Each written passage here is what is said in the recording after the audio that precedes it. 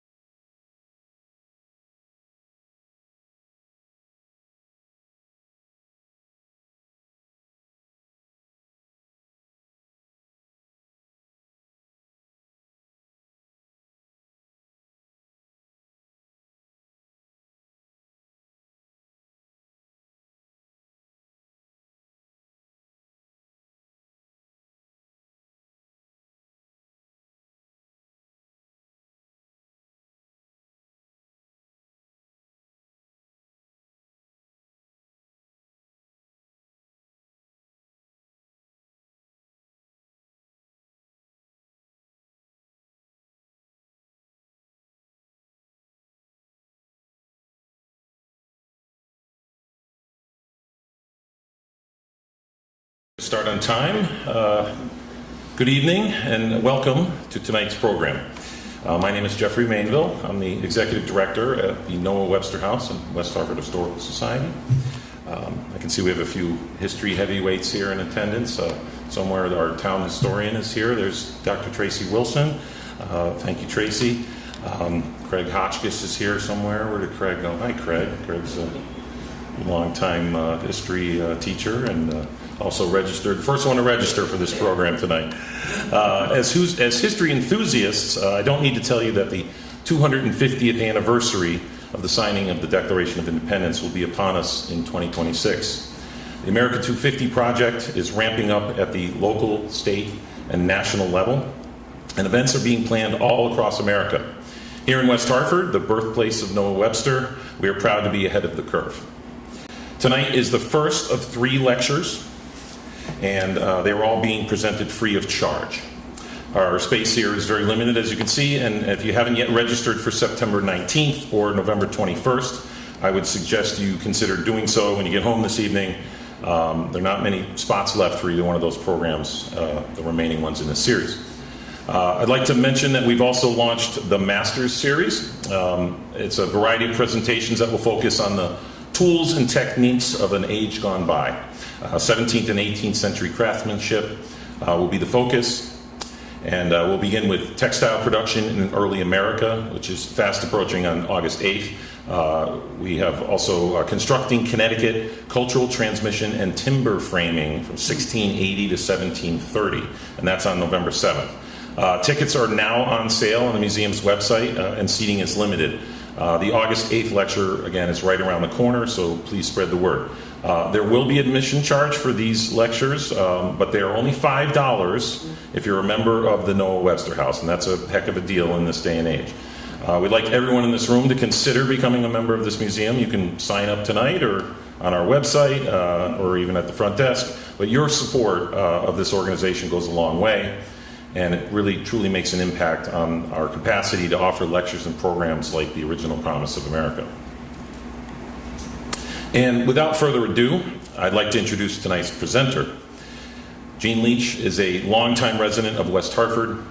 He was a professor of United States history and American studies at Trinity College in Hartford for nearly 40 years until his retirement in 2012. In fact, I suspect that half of you here tonight are probably former students. So I don't have to tell you how well-respected Professor Leach is in this field and how admired he truly is by so many of his former students.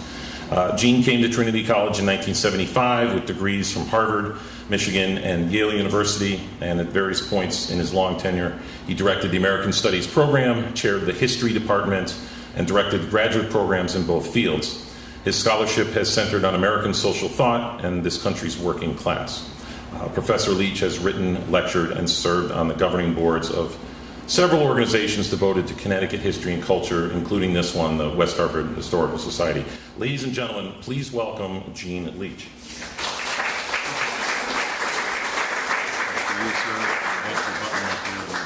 Okay, thank you. Thank you very much, Jeff. A great pleasure to be here once again. I really have been here a great many times. Never speaking on a topic quite so broad as this one. I should immediately apologize for how I sound and for how I sit. I have been wrestling with something called inflammatory pneumonia for a number of weeks and have been quite breathless. And I'm on a heavy steroid. I'm getting better, but I don't trust myself to stand up for a full hour, and I certainly need voice amplification. So please let me know if I'm not coming through, and I can improve my transmission. That's kind of the pre-introduction, the apology part. As Sheila Daly, the excellent curator here, told me when I was kind of lamenting the fact that I would be speaking from a sitting position, which is not usual. By the way, it does have the advantage that it will keep me from talking down to you. I cannot preach, and I think I do have that impulse, but I just now can't do it. In any case, even before I launch into the rest of my introductions, I'm still on pre-introduction. I should note that I'm going to illustrate this talk with a number of images from the Yale University Gallery of Art, which is a wonderful institution, only 40 miles to our south, which, as you may well know, has one of the best American collections in the country, even though we're close to the Met and the MFE in Boston. Yale is no slouch, not least because the Yale Gallery was begun with 62 paintings done by the greatest painter of actually not just the greatest, the painter of the American Revolution, John Trumbull, son of Governor Jonathan Trumbull of Connecticut, and one-time aide-de-camp to Washington, who became an artist after his service in the war. In any case, 14 years ago, the Yale Gallery exhibited this show titled Life, Liberty, and the Pursuit of Happiness. Magnificent show, and I really wanted to use cuts from this book exclusively, simply because they're all available at Yale. And I think it's a great resource for all of us. I really love the place. I reviewed the show years ago. Can't even find my review, but in any case, everything that you will see me show you, you can go down and see on the walls of the Yale Gallery. which by the way dates from 1831. But I have too much information, which is exactly why it's probably a good thing that people are watching my loquacity. Anyway, two genuinely introductory remarks. And by the way, you see a lot of paper here. This is still the setup. I love quotations, always have. I think it's more important to hear the historical actors speak than the historians, particularly when it comes to the founding of the country, which is filled with brilliant and sincere rhetoric. You're going to hear some of it. So I'm going to be quoting a lot. I will try not to read directly my own text, but I will have to read the various quotations. So don't be too spooked by the fact that I have 20 pages here. There's nothing per page. It's all a blind. First, let me say something about you. I'm grateful for your presence here. These are kind of hard times, I think, to take time out and look backward. Audience size has become something of a matter for sometimes silly controversy in recent years. This is a quite handsome audience, and I take that as a credit to West Hartford and to Greater Hartford as a whole. A great deal of American history has been made in this area, as I'm sure you all know, and a great deal of that history has been conserved and exhibited by places like museums like the Noah Webster House. So I think you represent the tens of thousands of local adults who truly appreciate these things, as I always have, as someone who taught American history in this area and made maximum use of the conserved history all over Greater Hartford. Secondly, about our topic, I think any time is a good time to look back into the original promise of America. But I think right now is the right time, maybe a necessary time, for an inquiry like this. Today, when the Republic seems to be rocking, we need to remember and understand the original promise of America. And I dare say that one day we may need to consider how to restore the original promise. Certainly, we need to keep on thinking about it and not disappear into the present. This country has a fascinating, rich past. We really have to keep it alive. I think a whole lot of Americans disagree with me about that. The 250th anniversary of the founding of the American Republic is arriving at a moment when a lot of people see the Republic in danger of getting unfounded. To them, this seems to be a bizarre time to be looking back to the nation's origins. And I've seen this on the net and in several other sources, people attacking some of the great historians of the Revolution online who brought back memories of the founding. Really quite disturbing that kind of thing should happen. In any case, I think differently, and I'm happy to say that I think I have Noah Webster on my side. From the earliest days of the Revolution, Webster was a true believer in the unique promise of the new country. I'll have a lot more to say about him later in this series, but here in his family home, he's due a few words in this opening lecture too. Just a year after entering the Yale class of 76, is this guy a patriot? Yale class of 76. The teenage Webster marched with other West Hartford men to the banks of the Hudson River to battle British troops commanded by General John Burgoyne coming south through New York until news arrived that Burgoyne had surrendered to the Americans at the critical battle of Saratoga, a real turning point early in the war. Webster never again, so Webster did not get to shoot at the Redcoats. Webster never again took up arms in the Revolution, but he quickly went on to become a foremost leader of efforts to create a distinctive American culture to support the nation's experiment in Republican government. Just one item. Long before he composed his famous dictionary, his spelling books prescribing American pronunciations rather than English and filled with patriotic sentiment became what one historian has called a declaration of American cultural independence. And I really think that in terms of working on an independent, critical American culture as opposed to a political system, Webster ranks number 2 only to Franklin. I'm not sure that Webster, knowing his personality, didn't think he ranked first, but we can't ask him. It's estimated that over the 19th century, Webster's spellers reached more Americans than any book other than the Bible. In other words, our own Noah Webster was one of the key imaginers and promoters of the original promise of America.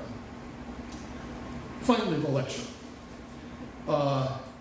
This is the first of 3 lectures on the original promise of America, each keyed to a word or phrase in the Declaration of Independence, the first official statement of the promise of America. And I think it really does bear that character along with many other identities. In the second paragraph of the Declaration begins with this majestic sentence: "We hold these truths to be self-evident, that all men are created equal, that they are endowed by their Creator with certain inalienable rights, that among these are the right to life, liberty, and the pursuit of happiness." Notice that a reference to equality comes first. Next comes a reference to the right to liberty, and the right to pursue happiness shows up in third place. Last among the rights an independent American nation would promise the citizens. This could well be the most influential sentence in American culture, that sentence in the Declaration. I think the drafters of the Declaration deliberately ranked pursuit of happiness last. They thought it was entirely natural for people, including Americans, to pursue happiness. In fact, they avidly pursued it themselves. But they also thought that happiness was a relatively low desire that could easily be overindulged at the expense of higher ideals, liberty and equality, the ideals that they most valued. So certainly I can't document or in any way demonstrate the logic behind the ordering, which is almost certainly done by Jefferson, but I think there's a lot to that. I have chosen to lecture first on this third element of the Declaration triad, because I believe most of the revolutionary generation of Americans parted company with the drafters. They were not intellectuals. They were not political leaders. The great majority of the colonists who rebelled against the British in 1776 viewed the pursuit of happiness as the first right they were willing to fight for, the main thing they thought America promised them. They craved liberty, of course, loved the word liberty, used it constantly, much more than happiness, but they craved liberty chiefly to enable them to pursue happiness however they wished to pursue it. Why did revolutionary Americans so avidly embrace the pursuit of happiness? To roll a ton of arguments into a short answer, because they believed they had a better chance to achieve happiness here than people could anywhere else on the planet, owing to the unique abundance of the North American continent. Or to put that even more briefly, owing to the abundance of American nature. Here, there were lavish natural resources, not only for satisfying basic human needs, but for providing comforts humans commonly desired. The immense natural wealth of the American landscape invited of course, Native Americans, but also Europeans, to pursue happiness. In America, not just a fortunate few, but a great many people could pursue happiness, and this is perhaps even more critical, have a very fair chance of actually getting it. So in other words, it's not pie in the sky here. The pie is right here. It's on the ground, and if you work for it, you can get it. Archibald MacLeish published a poem many years ago that began with famous lines, America was always promises. From the first voyage and the first ship, there were promises. This first part of my lecture is devoted to the question, how American abundance drove the colonists' pursuit of happiness. From the first voyages and the first ship, there were promises, says MacLeish. The most famous of those promises was probably the freedom to worship as they chose, the promise of freedom from oppression, but I think above all, the promise of dramatically improving their standard of living. It sounds kind of mundane and even a bit downbeat, but I think this is demonstrable. From the first voyage, America promised voyagers the happiness of getting enough to eat, having decent clothes and shelter, enjoying good health and long life. None of these to be taken for granted in a world where scarcity still ruled. Many historians emphasize that the happiness most European migrants pursued in America was strictly their private happiness, the satisfaction of providing adequately for themselves and their families above all. For example, the Puritan minister Samuel Johnson, this is in the 17th century, observed that Massachusetts colonists were, and I quote, intent upon their own private good, their pleasures, profits, and ambitious views. A very lovely catalog of motivations. Getting their own private good was far from guaranteed. At both of the first English colonies, Jamestown and Plymouth, there were starving times. Nearly half the Pilgrims died during their first winter in Massachusetts, but the tiny settlement survived, and Plymouth's longtime governor, William Bradford, looked back on the ordeal more with pride than regret, because that starving time kept the Pilgrims focused on their spiritual purpose in coming to America. He said, this is in a subsequent work, what could they see but a hideous and desolate wilderness full of wild beasts and wild men? And he affirmed this situation. Which way soever they turned their eyes, save upward to the heavens, they could have little solace in respect to outward objects, and so much the better for their souls. Perfect for Bradford. But few of the first colonists were as God-fearing as the Puritans who dominated New England, or for that matter, the Pilgrims. Europeans who settled other regions of the country avidly sought the outward objects they saw America holding in store for them. They came very largely for the outward objects, much less for the inner spiritual guidance. For example, this is the son of an Anglican minister in New York in 1670. If there be any terrestrial happiness to be had by people of all ranks, it must certainly be here. These I think, are kind of wonderfully perceptive and even poetic statements. For here, in other words, people are really into this. For here, anyone may furnish himself with land and live rent-free for years with such a quantity of land that he may weary himself with walking over his fields of corn. Here the inhabitants are blessed with peace and plenty. The word in the southern colonies was very much the same. In 1649, a publicist touted Virginia as a place, and I quote, abundantly stored with what is by all men aimed at, namely health and wealth. Once a migrant worked off the debt he owed for his transportation, in other words, an indentured servant, a North Carolina writer said, it would take him just a few years to earn enough money to purchase a plantation.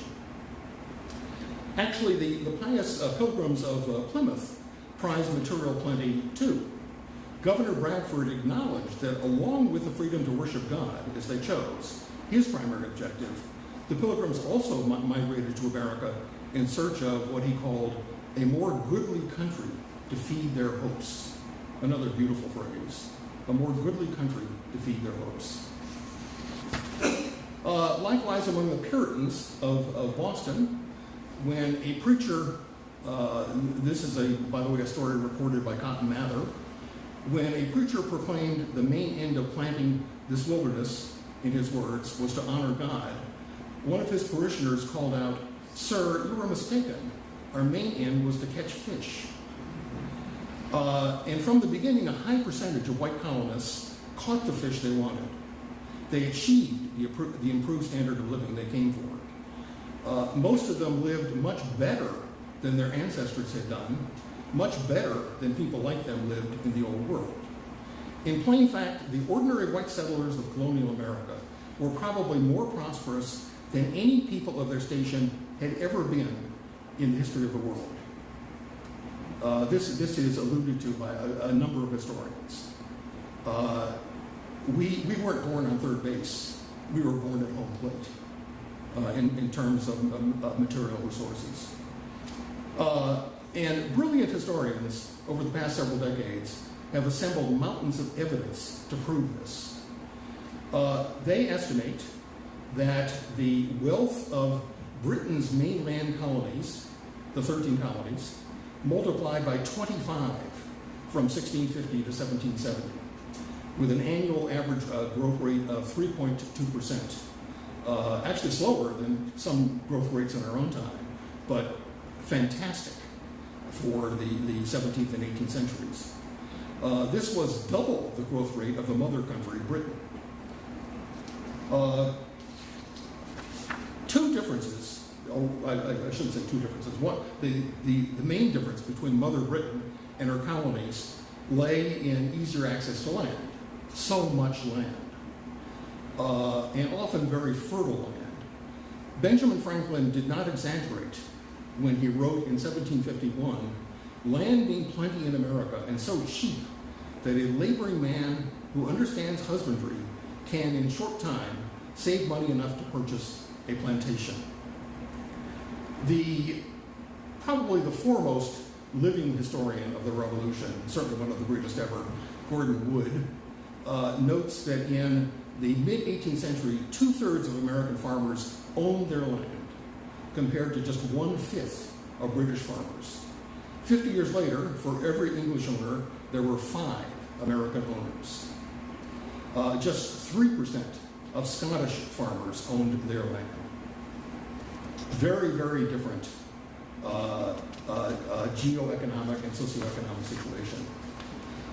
Matters were somewhat different in the heavily populated southern colonies, where there were increasing disparities of wealth between ordinary farmers and planters whose slaves worked baronial estates.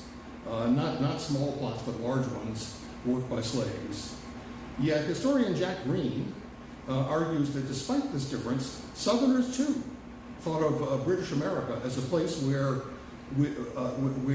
free people could pursue their own individual happiness in safety and with a fair prospect that they might be successful. Outside the South, white colonists were growing not only wealthier, but more equal in wealth. Fewer and fewer started out as indentured servants.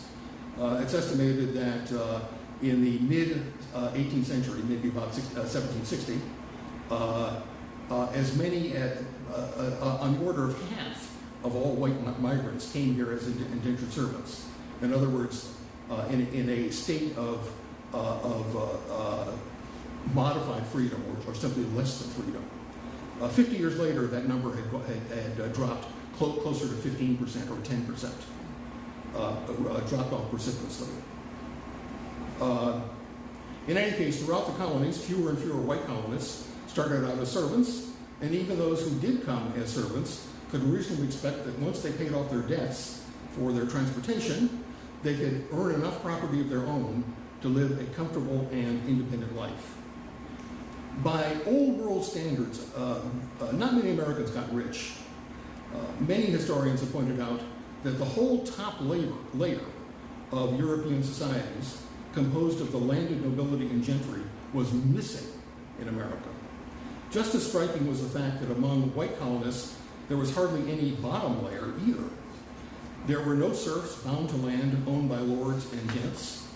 White people who rented their farms were seldom impoverished. The abundance of fertile land open to settlement by people of modest means created a wide distribution of property and the respectability and power that went with it. Think of it. Not inequality, but a distribution of property. A wide distribution of property. A historian of Connecticut in the Revolutionary period boasted, "Ordinary people and great people are much upon a par here, and none are destitute of the conveniences of life and the spirit of independence." Relatively few colonists grew rich, but most of them simply grew. This is the most tangible proof of early Americans' prosperity. They were physically bigger than Europeans because they all ate better, even the poorer ones. Farming more acres and often better soil than European cultivators, colonial farmers raised more grain and livestock that put more protein and calories in their diets. Soldiers in the Revolutionary Army stood an average astonishing 3.5 inches taller than their adversaries in the Royal Marines. If you can imagine this, these are mostly people of English extraction. Here in America, they are 3.5 inches taller.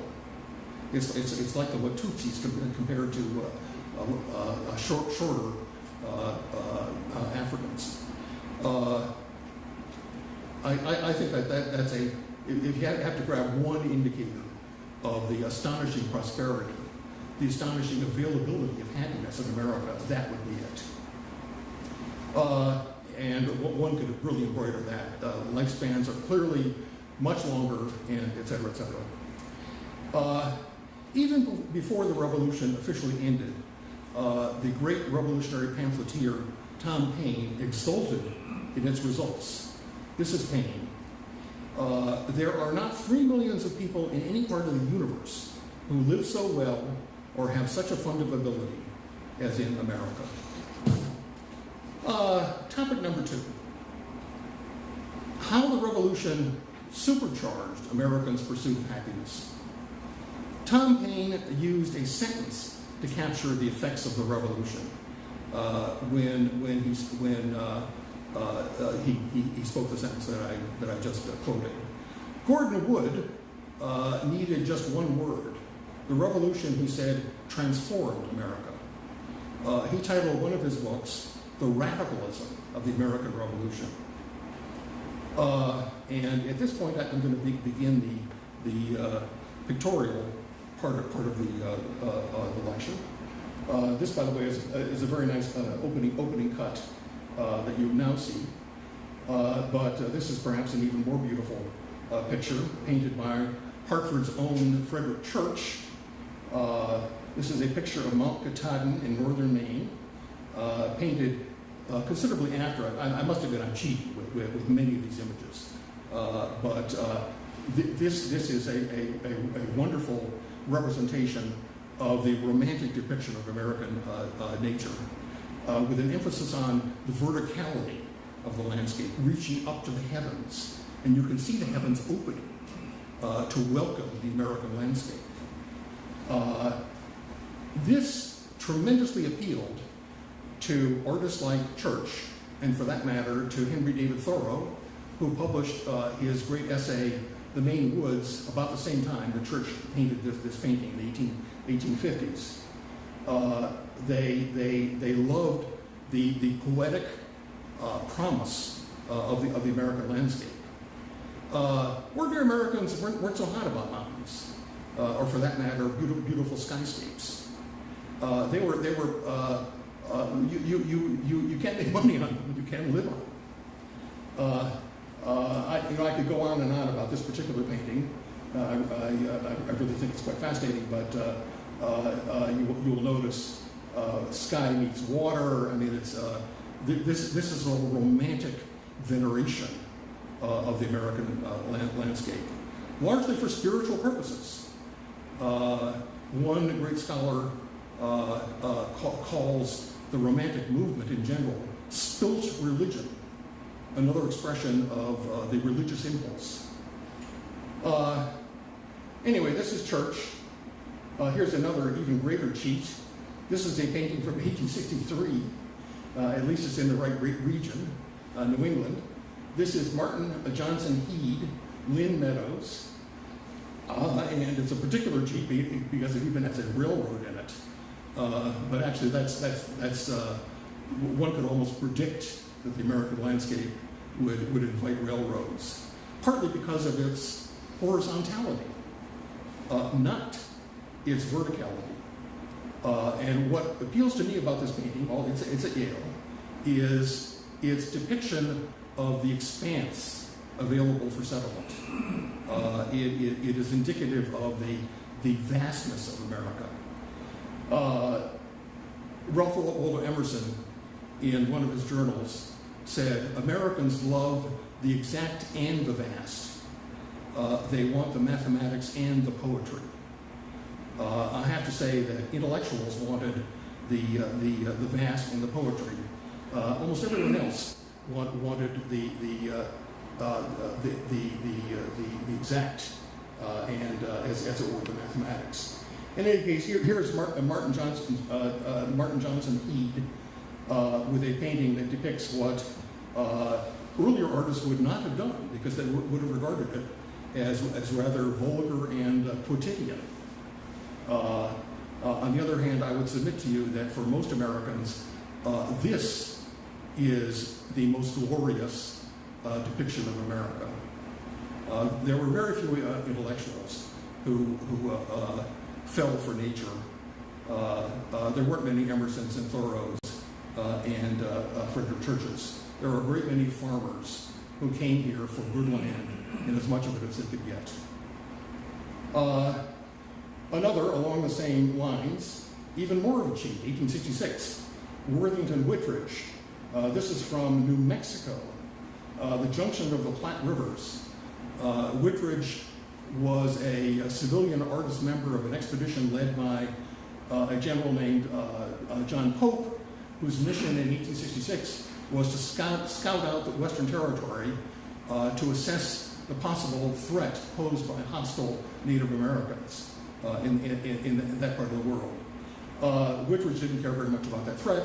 He did care about depicting what he thought was, in its own way, a quite beautiful landscape. And I think it's a landscape that looked beautiful to a lot of farmers as well. I'm tempted to go on and on about these, but once again, the sky and the land, lots of sky, an expanse of land, and artists like Whitridge and Heed, and especially Church, were tremendously conscious of the connection between the spiritual and the terrestrial, and thought of America as a blessed landscape. To white males, the Revolution was a rebirth, a new beginning. After the final American victory at Yorktown, everything seemed possible. Having freed themselves from the British Empire, citizens of the new republic claimed many other kinds of freedom. They reveled in the idea that barriers that had blocked ordinary people's aspirations throughout history no longer applied to them. They were, after the Revolution, not only wealthier, I don't think they emphasized that, but I think they knew it, they were also freer than ordinary people had ever been before. These are white people, of course. In the decades following the Revolution, writes the great Gordon Wood, there was a sudden bursting forth, an explosion, not only of geographic movement, the famous westward movement, but of entrepreneurial energy, of religious passion, and of material desire.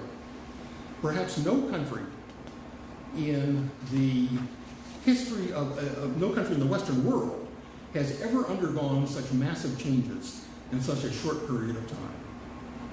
Yet the revolution probably changed America least in regard to our particular topic, the pursuit of happiness. For white men in particular, the biggest effect of the revolution was simply to multiply opportunities for doing what they were already doing. And along with the new opportunities went a phenomenon noted by Joyce Appleby, a wonderful historian of the early republic. Appleby writes that along with the new opportunities went a great release of creative energy that had long been coiled like a spring within Britain's North American colonies.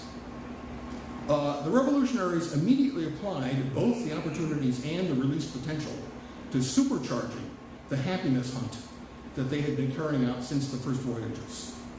And the result was a veritable stampede of pursuing happiness that accelerated over the following years.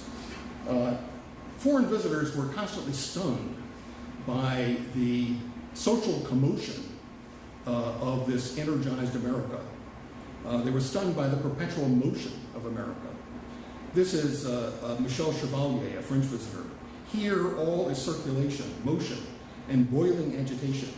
Experiment follows experiment. Enterprise follows enterprise. An English visitor, Edward Marriott. The Americans are a restless locomotive people. Great phrase, a locomotive people. Alluding to the fact that we are early adopters, partly because of our landscape. We have a lot of ground to cover. Early adopters of the railroad, to say the least. And then finally, Tocqueville, the greatest commentator, the greatest visitor, and the greatest commentator on early America. It is difficult to describe the avidity with which the American rushes forward to secure the immense booty of natural wealth that fortune offers him. In the pursuit, he fearlessly braves the arrow of the Indian and the diseases of the forest. Beasts of prey do not disturb him, for he is goaded onward by a passion stronger than the love of life. Before him lies a boundless continent, and he rushes onward as if he feared he might run out of time to claim his share. Multiplied many, many times over, stories of humble people improving their lives could not fail to excite their neighbors and countrymen. Together, all the individual stories of self-improvement added up to a national story of progress and bliss. Plainly, to a lot of Americans, forces larger than individual desire and will were transforming this chosen country. Signs of it were everywhere, often quite tangible signs. One sign was very simply any map that showed the rapid westward expansion of the United States. A leading economic historian has pointed out that the American Midwest boasted, and I quote, one of the largest areas of highly favored, highly fertile farmland on Earth. Others would say the largest area of the most fertile farmland on Earth. This is Thomas Cochrane.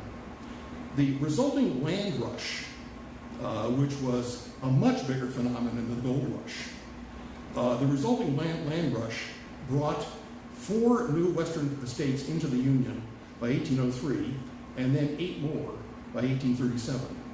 During the first generation after the Revolution, Americans cleared and occupied as much land as they had done during the whole colonial period. Another sign of America's unique natural wealth eliciting this kind of avidity to pursue it. The census showed the national population tripling from 1890 to 1830, even before millions of immigrants began flocking here in the 1830s. I'm already at the final part of my lecture, and I think I may actually slow down a little bit, but this part is about how the revolution began to change Americans' ideas about happiness. I've been talking about how it changed their behavior, or actually didn't change it very much. It simply accelerated their behavior. But now I want to talk about Americans changing ideas about the pursuit of happiness. To sum up, by the time of the Revolution, America's natural abundance had been stoking colonists' pursuit of private happiness for 150 years. The Revolution then tremendously amped up this long-established behavior. But at the same time, the Revolution inspired something quite dramatically different and new on the American happiness front. A vision not of private happiness, but of public happiness. It was a vision of using America's natural wealth to create a whole new kind of society wherein everybody would be happy. This would be a Republican society befitting the new Republican government, complementing the new Republican government. In such a Republican society, people would continue to seek their private happiness, but you know, I've actually skipped one part of.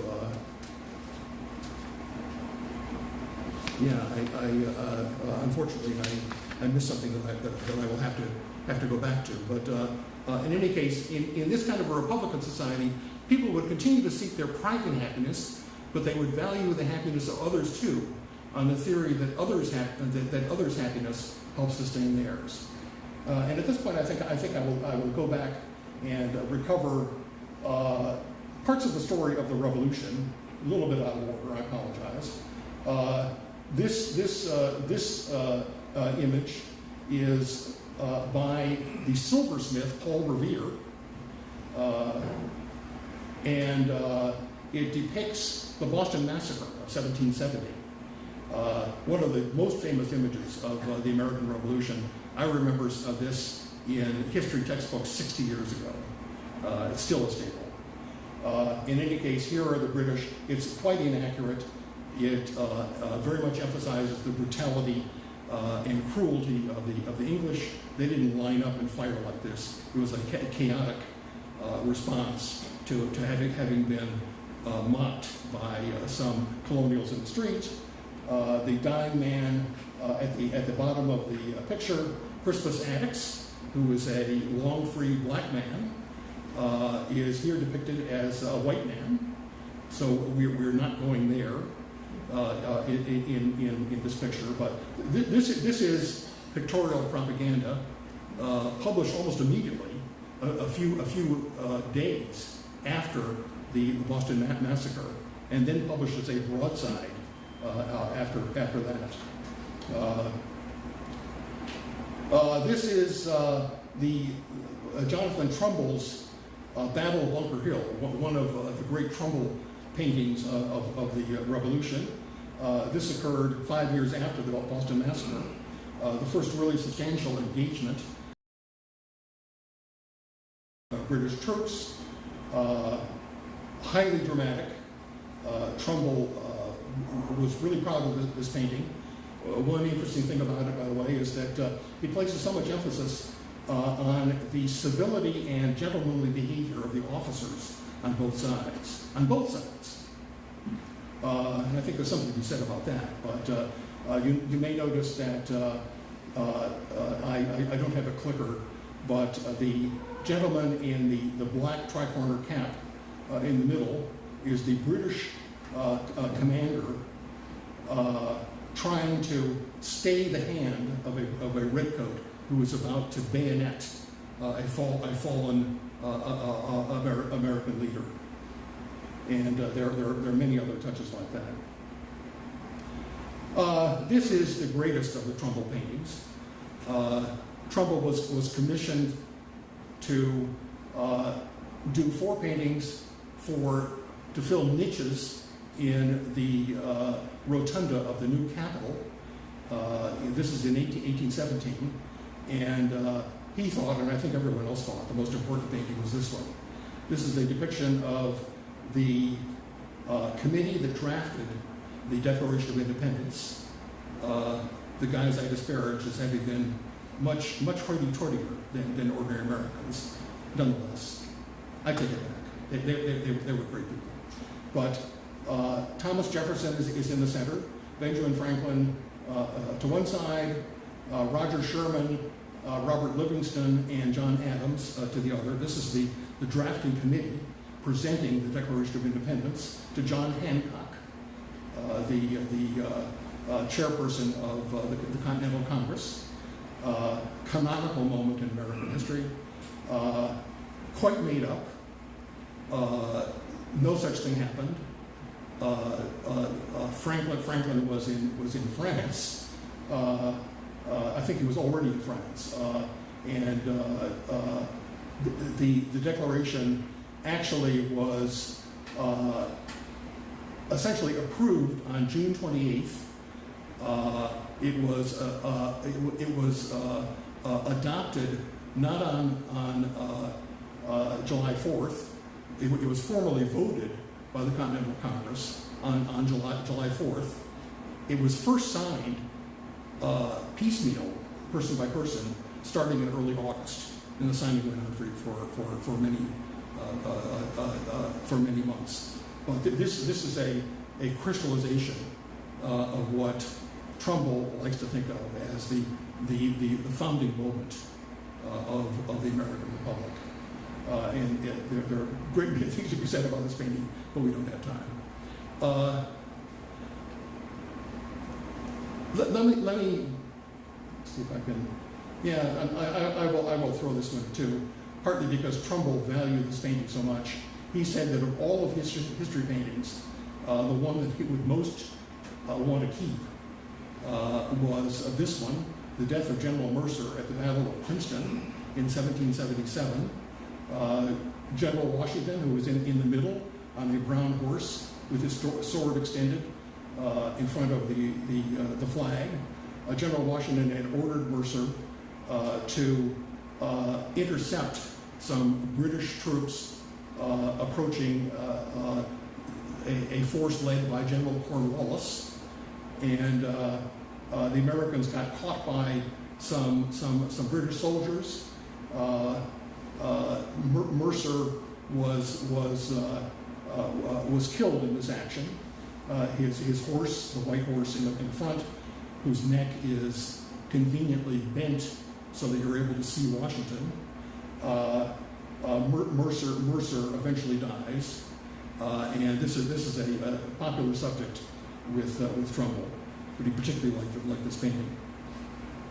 Let me resume the thread that I was starting earlier, and I was saying that the revolution inspired something quite dramatically new on the American happiness front, a vision of public happiness, a vision of using America's natural wealth to create a whole new kind of society wherein everyone would be happy, a Republican society specifically, befitting and also complementing the new Republican government.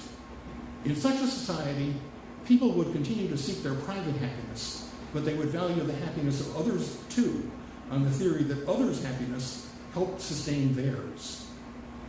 The basic reasoning behind this idea was as follows. Throughout human history, conditions of general scarcity had always prevailed. Wherever there were not enough resources to satisfy everyone's needs, the result was the same among human beings as it was in the rest of the animal kingdom: competition and conflict for survival. But here in bountiful America, there need be no competition or conflict for scarce resources, because here resources weren't scarce. The continent possessed plentiful fertile land, broad navigable rivers, beautiful freshwater lakes, fabulous mineral deposits, endless forests for construction and fuel, enough natural wealth for everyone. American republicanism, supported by America's natural abundance, wouldn't be only political, it would be social and moral too. It would uplift people. It wouldn't just free them, it would improve them, it would uplift them. It would bring out the best side of their human nature. This was the key moral dimension of the vision. America's natural abundance would allow men's virtue to be rewarded as never before in history. Here in bountiful America, people wouldn't need to fight or scheme to survive and prosper. Here they could gain security in the good things of life they wanted by behaving virtuously. The new republic would be a republic of virtue. This is John Adams in 1776. A republic inspires in its citizens a conscious dignity, becoming free men, and fosters good humor, sociability, good manners, and good morals. That elevation of sentiment makes the common people brave and enterprising, as well as social, industrious, and frugal. The key virtues, according to Franklin and a great many other people, sobriety, industry, and frugality above all, kind of the key ways to wealth, to quote one of Franklin's own essay titles. Let me again revert to illustration. These are images from, by the way, these at least belong to Webster's lifetime. He dies in the 1840s. But this one is by Edward Hicks, The Peaceable Kingdom. This is one of 62 depictions of peaceable kingdoms by Hicks, a Quaker minister who was the cousin of a leader of a radical Quaker sect called the Hicksites, and painted in 1829, 1830. The part of it that people particularly notice is the depiction of lions lying down with lambs, goats, and cattle on the right side of the painting. But in fact, there are important depictions of human history as well. In the background is a sort of a peacemaking conference between William Penn, representative of the Orthodox Quakers who had founded Pennsylvania, and the Hicksite Quakers, and the background, once again, by the way, includes sky meeting water and landscape. Although for some reason there's also a pink band here. Things are getting a little surreal in this depiction. Another one, this is later, this is called The Peaceable Kingdom in Penn's Treaty. Again, lions, lambs, and other strange bedfellows nestled under Virginia's famous natural arch, a particular favorite of Thomas Jefferson, by the way, featured in his Notes on the State of Virginia. And once again, in the background, there are peacemaking human beings, far in the background in this case. But my point in showing these images is they are depictions of this almost ecstatic vision of America as a virtual utopia, a new kind of society, not just a bonanza, a utopia with moral and social and spiritual implications. So here was an exciting new take on American abundance. It need not be merely a bonanza, a treasure for self-seeking individuals. It could and should be a blessing for everyone. For at least some Americans, this inspiring idea made the revolution into a utopian movement, perhaps the high watermark of the original promise of happiness in the New World, or at least in the United States.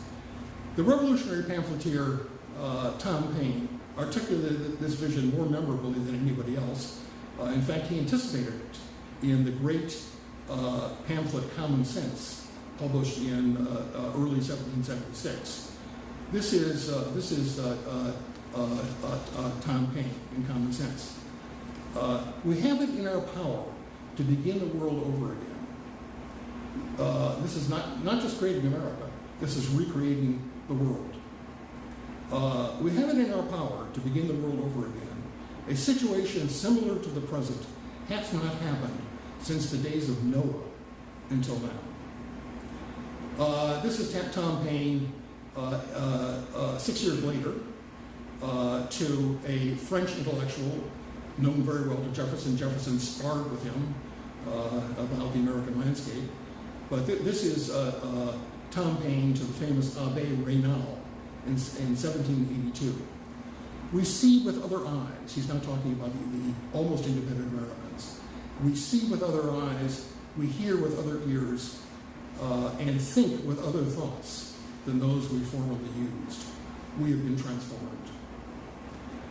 But it was George Washington who didn't just articulate, who in fact didn't articulate, who personified this vision of what the new American nation promised, not just to Americans, but to all humankind. Well, I will show you a couple of images of Washington. This is another, there are utopian vibrations around this event that are cited really in the painting itself. This is Jonathan Trumbull, depiction of the resignation of George Washington in December 1783.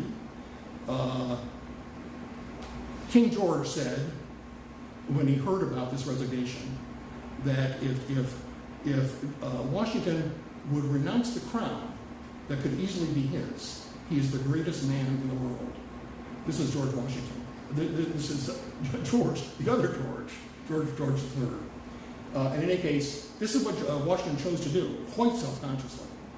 Like Cincinnatus of old, instead of claiming the power that nobody would have contested, he was venerated, pretty close to worshipped throughout America.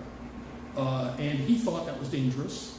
Nobody pressured him. He volunteered to renounce, essentially to refuse the crown that no one had yet offered, but that he easily could have claimed. And in this case, you might notice there's no committee. He does this individually. No one is pressing him. One of the things I like best about this painting is the chair behind Washington, bedecked with a red robe. That is a royal robe, and he has left it behind. Again, one could say a great deal more about this. You notice the light coming down to meet Washington once again, the implication of America as a chosen nation, suffused with divinity, terrestrial America suffused with divinity, and so on. To conclude, one more image of Washington, actually. This is after Washington's death in the year 1800, almost immediately thereafter. This is after a painting by Rembrandt Peale of the famous Philadelphia artist family, the Peales, and it's a stippled engraving done after that painting.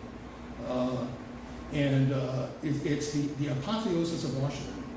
Apotheosis means the best possible example of, or more particularly, the deification is another meaning of it.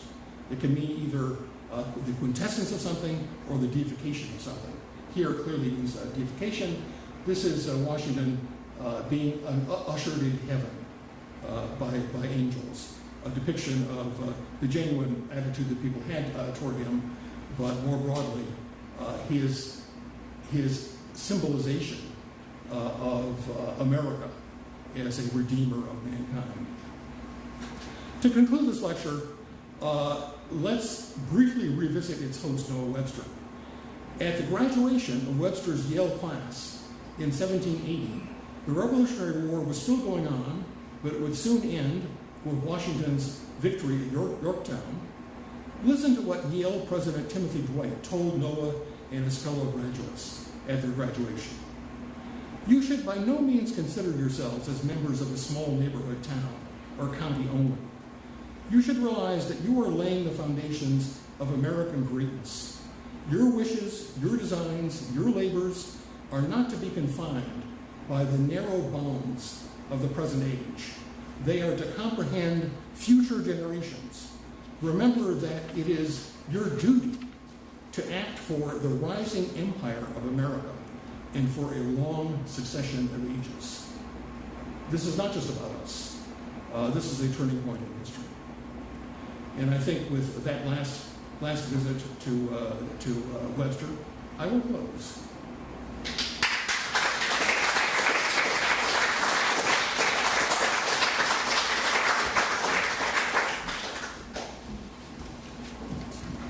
have any profound closing remarks, so I'll. Oh, gee. I don't know.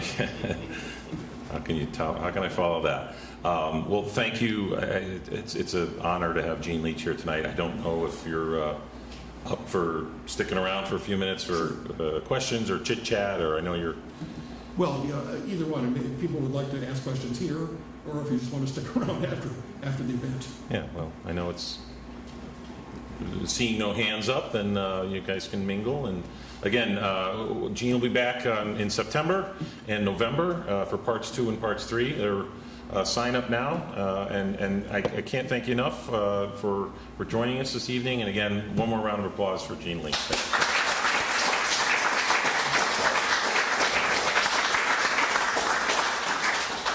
Question, Mike, sir.